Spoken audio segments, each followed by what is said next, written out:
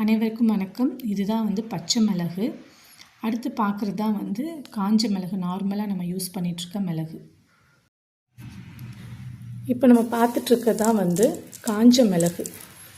இது கருப்பாக இருக்கும். நம்ம ஏற்கனவே பார்த்தது பச்சை மிளகு. பச்சை மிளகு அப்படிங்கிறது நம்ம மிளகு கொடியிலேருந்து பறித்து அது ஃப்ரெஷ்ஷாக அப்படியே இருக்கிறது.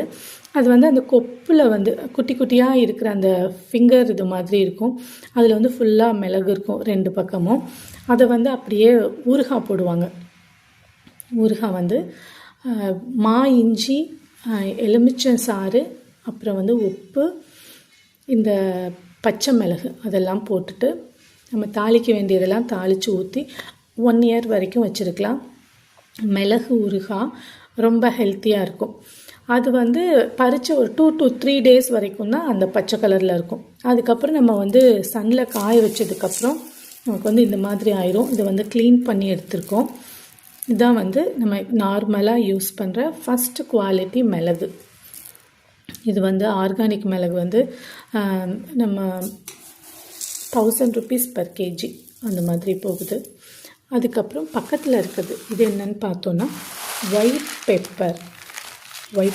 இதோட கலர் பாருங்கள் எப்படி இருக்குது, டிஃப்ரெண்ட்டாக இருக்கும், ஒயிட் கலரில் இருக்கும். இது என்னென்னா நல்லா பிளாக் பெப்பர் நல்லா பழுக்கிறதுக்கு முன்னாடி க்ரீனிஷாக இருக்கும். அது காயாக மிளகு காயாக இருக்கும் போது எடுக்கிறது.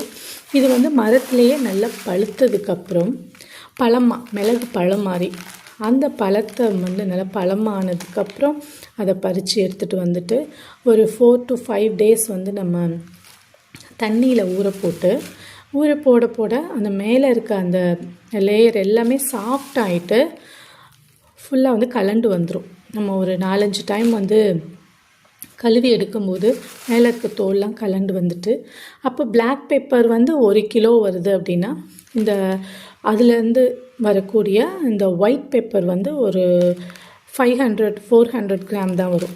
ஸோ இது ரேட் ரொம்ப costly. Organic white pepper around 2200க்கு மேலே வரும். அப்போ இது வரைக்கும் நம்ம க்ரீன் பெப்பர் பார்த்துருக்கோம், black pepper and white pepper.